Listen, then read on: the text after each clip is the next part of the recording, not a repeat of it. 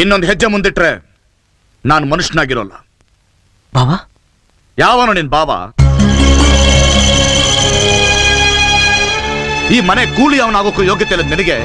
ಈ ಮನೆ ಯಜಮಾನಿಕೆ ಕೊಟ್ಟಿದ್ದಕ್ಕೆ ಇಷ್ಟು ವರ್ಷ ನಾನು ಕಾಪಾಡ್ಕೊಂಡು ಬಂದಿದ್ದ ಮಾನ ಮರ್ಯಾದೆನೆಲ್ಲ ಊರವ್ರ ಮುಂದೆ ಹರಾಜ್ ಹಾಕ್ಬಿಟ್ಟಿಲ್ಲೋ. ಬಾವಾ, ನನ್ ಮಾತ್ ಕೇಳಿ. ನೀನ್ ಯಾವ ಊರ್ ದಾಸಯ್ಯ ಅಂತ ನಿನ್ನ ಮಾತು ಕೇಳಬೇಕು. ಈ ರಾಜೇಗೌಡನಿಗೆ ಹೇಳ ಅಭ್ಯಾಸನೇ ಹೊರತು ಕೇಳ ಅಭ್ಯಾಸ ಇಲ್ಲ. ಇನ್ಮೇಲೆ ಈ ಮನೇಲಿ ಕಾಲಿಡ್ಬೇಡ, ಹೊರಟೋಗು. ಅಕ್ಕ, ನೀನಾದ್ರೂ ಹೇಳ್ಬಾರ್ದ? ನಾನ್ ಮಾಡಿದ ತಪ್ಪು.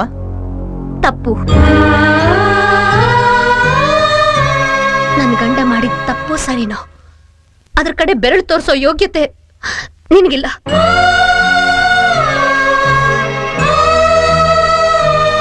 ಗೀತಾ, ನೀನಾದ್ರೂ... ನಮ್ಮಪ್ಪ ಹೇಳಿದ್ ನಿಂಗೆ ಅರ್ಥ ಆಗ್ಲಿಲ್ವಾ? ನೀನ್ ಮಾಡಿದ ಘನಂದಾರಿ ಕೆಲ್ಸಕ್ಕೆ ನಿನ್ನ ನೆತ್ತಿ ಮೇಲೆ ಇಟ್ಕೊಂಡು ಪೂಜೆ ಮಾಡ್ಬೇಕಾ? ಏನ್ ಮಾತಾಡ್ತಿದ್ಯಾ ನೀನು? ಇಷ್ಟ ದಿನ ನೀ ನನ್ ಪ್ರೀತಿ ಮಾಡಿದ್ದು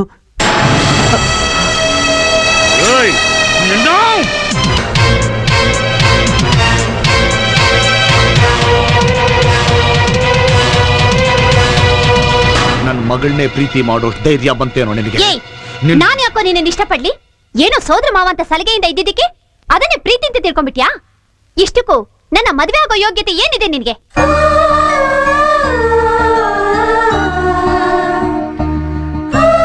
ಆಸೆ ಪಡೋದಕ್ಕೂ ಒಂದು ಮಿತಿ ಇದೆ. ನಮ್ಮನೇಲಿ ನಾಯಿನ್ ಬಿಟ್ಟು ಎಲ್ಲ ಪ್ರಾಣಿನೂ ಸಾಕಿದೀವಿ. ನೀನಿದೀಯಾ ಅಂತ ಅನ್ನ ಹಾಕ್ತವನ್ ಕಾಲ್ ಕಚ್ಚೋಕ್ ಬಂದಾಗ ಅದನ್ನ ಮನೆ ಬಿಟ್ಟು ಓಡಿಸ್ದೆ ಬೇರೆ ವಿಧಿ ಇಲ್ಲ. ಯಾಕೆ ಹೇಳು? ಅದಕ್ಕೆ ನಿಯತ್ತಿಲ್ಲ ಅಂತ.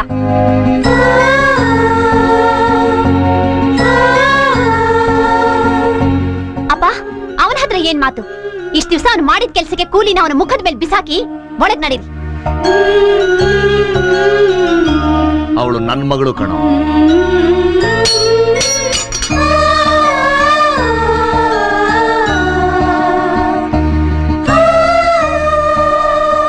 ಅಕ್ಕ, ನೋಡ್ದಿ ಅಕ್ಕ, ನಿನ್ ಮುಂದೆನೆ ಭಾವನು ಗೀತಾನು ಹೇಗೆಲ್ಲ ಮಾತಾಡಿದ್ರು.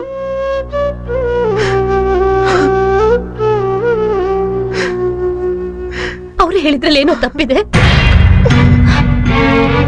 ಹೌದು, ನೀನು ಕೂಲಿ ಅವನೇ.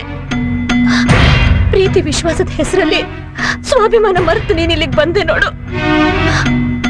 ಅದಕ್ಕೆ ಇಷ್ಟೆಲ್ಲ ಆಗಿದ್ದು. ಅವ್ರಿಗೋಸ್ಕರ ಹಗಲು ഇരുಳು ದುಡಿದ್ ನಿನ್ ಕೆಲ್ಸ ಇವತ್ತಿಗೆ ಮುಗೀತು. ಇದು ಅವ್ರ ಮನೆ ಕಣಪ್ಪ. ಅವ್ರಿಗಿಷ್ಟ ಆದ್ರೆ ಇಟ್ಕೋತಾರೆ, ಕಷ್ಟ ಆದ್ರೆ ಕಳಿಸ್ಬಿಡ್ತಾರೆ.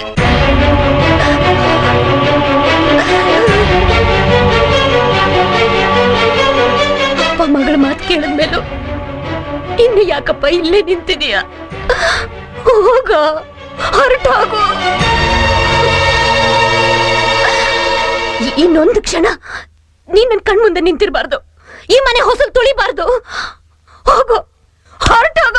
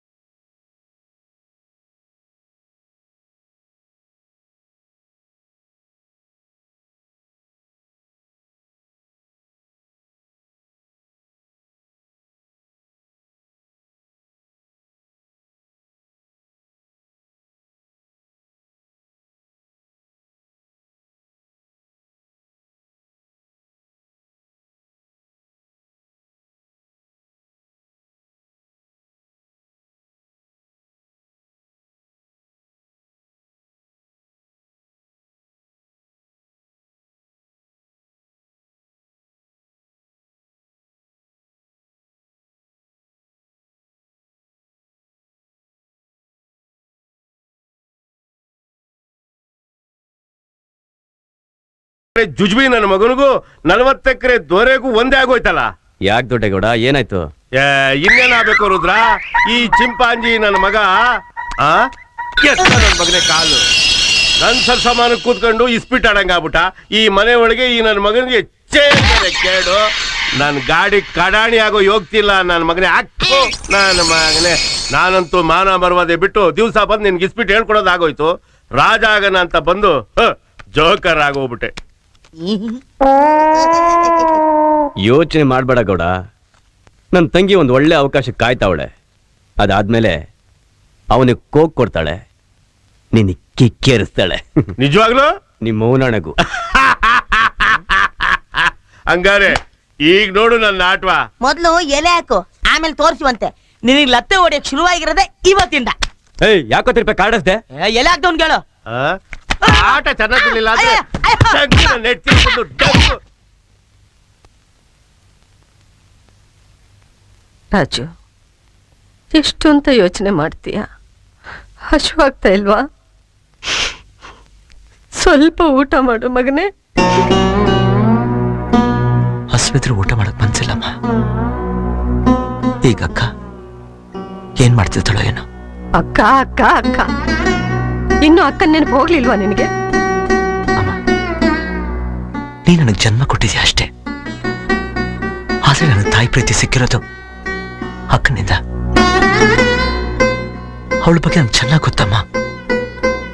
ಮಕ್ಕಳು ತಪ್ಪು ಮಾಡಿದ್ರೆ ತಾಯಿ ಹೊಡಿತಾಳೆ, ಮಕ್ಕಳು ಅಳ್ತಾರೆ. ಆದ್ರೆ ಮಗುನ ಹೊಡೆದಲ್ಲ ಅನ್ನೋ ನೋವು ತಾಯಿಗೆ ಎದ್ದಿರುತ್ತಮ್ಮ. ಆ ನೋವು ಅಕ್ಕನಿಗಿದೆ ಅಮ್ಮ, ಅಕ್ಕನಿಗಿದೆ.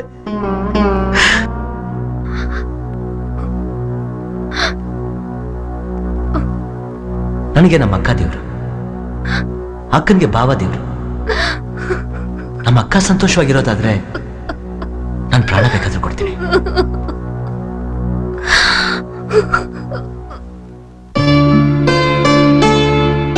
ಗೀತಾ, ಇಲ್ಲಿ ಕಾಲಿಡು.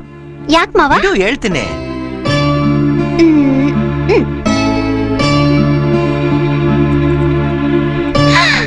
ಹಾಯ್ ಗೆಜ್ಜೆ, ಎಲ್ಲಿ ತಂದೆ ಮಾವ? ಇವತ್ ಸಂತೆಗೆ ಹೋಗಿದ್ನಲ್ಲ, ಹಾ? ಬರ್ಬೇಕಾದ್ರೆ ಅಂಗಡಿಲಿ ಗೆಜ್ಜೆ ನೋಡ್ದೆ, ಹ್ಮ್, ನಿನ್ ಜ್ಞಾಪಕ ಬಂತು, ತಂದೆ. ಚೆನ್ನಾಗಿದ್ಯಾ? ಚೆನ್ನಾಗಿದೆ. ಆ, ಆ, ಇನ್ನೊಂದು ಗೆಜ್ಜೆಯಲ್ಲಿ ಮಾವ? ಆ, ಅದು ಅಂಗಡಿಯವನು ಜೋಡಿಗೆ 400 ರೂಪಾಯಿ ಅಂತ, ನನ್ ಕೇಳಿದ್ದಿದ್ದು 200 ರೂಪಾಯಿ. ಅದಕ್ಕೆ ಒಂದೇ ಗೆಜ್ಜೆ ತಂದೆ. ಏನ್ ಮಾವ, ಒಂದ್ ಗೆಜ್ಜೆ ಯಾರಾದ್ರೂ ತರ್ತಾರಾ? ಆ ಅಂಗಡಿಯವನು ಇದೇ ಮಾತು ಕೇಳ್ದ. ಆದ್ರೆ ನಾನ್ ಎಷ್ಟು ಬುದ್ಧಿವಂತ ಅಂತ ಆ ಅಂಗಡಿಯವನಿಗಿನ್ನೂ ಗೊತ್ತಿಲ್ಲ. ಬುದ್ಧಿವಂತ. ಮತ್ತಿನ್ನೇನು, ಜೋಡಿ ಗೆಜ್ಜೆಲಿ 1 ಗೆಜ್ಜೆ ನಾನ್ ತಂದಿದ್ದೀನಿ, ಮಿಕ್ಕಿದ 1 ಗೆಜ್ಜೆನ ಬೇರೆ ಯಾರು ತಗೋತಾರೆ? ಆಮೇಲೆ 200 ರೂಪಾಯಿ ತಗೊಂಡು ಹೋಗಿ ಆ ಗೆಜ್ಜೆನು ತಂದು ನಿನಗೆ ಹಾಕ್ತೀನಿ.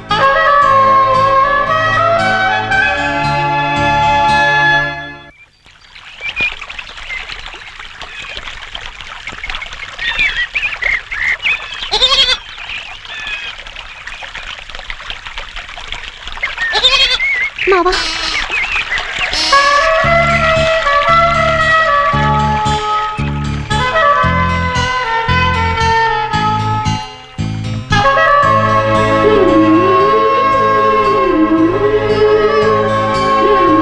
ನಾನೇನೋ ನಿನಗೆ ಬೇಡವಾದೆ, ನಾನು ಹಾಕಿದ ಗೆಜ್ಜೆನು ಬೇಡವಾಯ್ತಾ?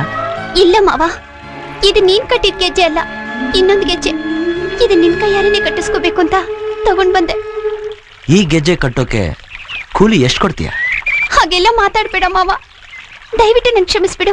ಅವತ್ ನಾನು ಹಾಗೆ ಮಾತಾಡಿದ್ದು ತಪ್ಪೇ. ಇದ್ರಲ್ಲಿ ನಿಂತಪ್ಪೇನಿಲ್ಲ. ಒಬ್ಬ ಶ್ರೀಮಂತರ ಮಗಳು ತನ್ನ ಮನೆ ಕೆಲಸವನ್ ಜೊತೆ ಹೇಗೆ ಮಾತಾಡ್ಬೇಕೋ ಹಾಗೆ ಮಾತಾಡಿದ್ಯಾ. ಇದರಿಂದ ನನಗೇನು ಬೇಜಾರಿಲ್ಲ, ತಪ್ಪೆಲ್ಲ ನಂದೆ. ಮಾವ, ಅವತ್ ನಾನ್ ನಿನ್ ಪರವಾಗಿ ಮಾತಾಡಿದಿದ್ರೆ ಆ ಕೋಪದಲ್ಲಿ ಅಪ್ಪ ನಿನಗೇನಾದ್ರೂ ಹೆಚ್ಚು ಕಮ್ಮಿ ಮಾಡ್ಬಿಡ್ತಾರೋ ಅನ್ನೋ ಭಯದಿಂದ ನಾನು ಹಾಗೆ ಮಾತಾಡ್ದೆ. ದಯವಿಟ್ಟು ನನ್ನ ಅರ್ಥ ಮಾಡ್ಕೊ ಮಾವ. ಈಗಾಗಲೇ ಅಕ್ಕನಿಂದ ದೂರ ಆಗಿ ನಾನು ಅರ್ಧ ಸತ್ತಿದ್ದೀನಿ. ನಾನು ಪೂರ್ತಿ ಸಾಸಕ್ ನೋಡ್ಬೇಡ. ನನ್ನ ನಂಬು ಮಾವ, ನನ್ನ ಮನಸ್ಸು ತಿಳಿ ನೀರಿದ್ದ ಹಾಗೆ, ಅದರಲ್ಲಿ ನಿನ್ನ ಬಿಂಬ ಮಾತ್ರ ಕಾಣೋದು. ನಿನ್ ಕೈ ಮುಗಿದು ಕೇಳ್ಕೊತೀನಿ, ಮತ್ತೆ ನಾನು ನೋಡಕ್ ಪ್ರಯತ್ನ ಮಾಡಬೇಡ. ಮಾವ